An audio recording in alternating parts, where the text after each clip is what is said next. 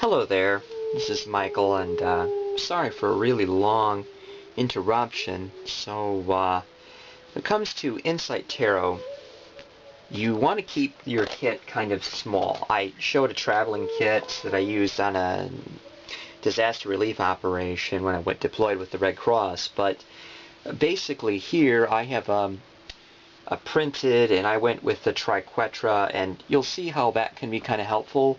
You couldn't draw your own thing or even use a simpler system.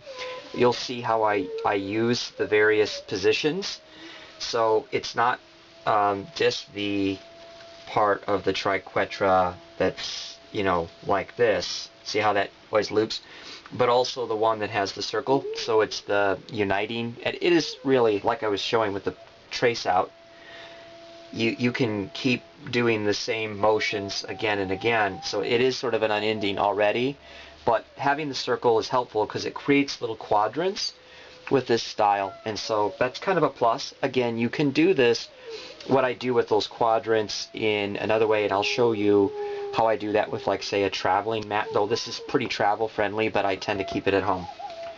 Then the next piece that's very important is a journal. I went to a discount bookstore and they had this, and it's nice because it's a flap, so it's good for travel or just to protect, and then a ribbon marker. And then what it is in here, I have, let's see, hopefully let me see if the focus is good. So you can see a little bit what's going on here. I have my entries, my daily entries. You can see I do the card, the date, then strengths. You'll find out later that's the interrelationship. Then there is the various cards, and I draw out their astrological or elemental aspects. Like, for example, this looks like this is the Two of Wands, Dominion, Mars and Aries, the Princess of Cups, Earth and Water, the Knight of Wands, Fire.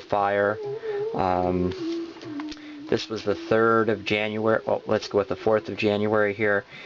We have the Princess of Cups, the Earth of Water. Again, see, you can also see parallels. This is the reason you do this. Look, within the span of 2 days, I get the same card, but it moves from significator, the center card is a significator, to a flank.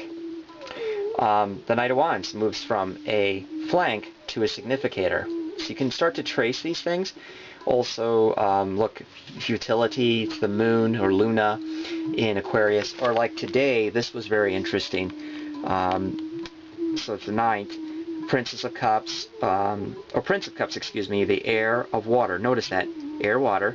Now look, 3 of Cups, abundance, Mercury in Cancer, which is air and water. See? Now look, gets better, 5 of Discs, worry, Mercury, Taurus. So air, air, air. The first element, it's the what in what. The what is always air. So this is very much about beliefs and anxieties. And so needless to say, when we get into the fortune cookie statement, its fullness in life comes through sublimating worry by exercising emotional regulation. See, anxiety, fullness in life, the abundance. The idea is taking care of your anxiety, which is very much an airy issue. Worry. See, it's the Mercury. See how that was a big central theme. And you can see this. And so another feature is I use dollar store colored pencils. And you can come up with your own system, but I tended to use more of an orange-red for fire. The water or sky blue for fire. Excuse me, sorry, it's fire. Oops, strike that. This is the water. Then I use a blue for air, which you might go, well, sure, of course. Green, a forest green for earth, and then a purple for spirit. This actually comes up usually once. The 20 card, 20, it's either the Aeon in Thoth or the Universe. Doubles, it does double duty. It's both primal fire and also, primal fire and also spirit. And then yellow normally doesn't use, but I keep it because when you do other types of journaling, such as chakra journaling, it's important to have different colors. black is my general color that I use for dates, interrelationships, and strings of cards in relation to one another. And then a couple mechanical pencils with good erasers. I do have to do quite a bit of pencil sharpening with these. The tips break and so on. But this way with the mechanicals, I know they're always going to be ready to roll. And so basically it's a system. Further, you might say, well, gee, I don't need to do this. But for me, if I want to learn something, I write it down 3 times and then maybe never look at it again. But it doesn't matter. The mere act of writing something 3 times helps seal it in your mind. And throughout the day, I'll say stuff like, okay, what cards did I pull?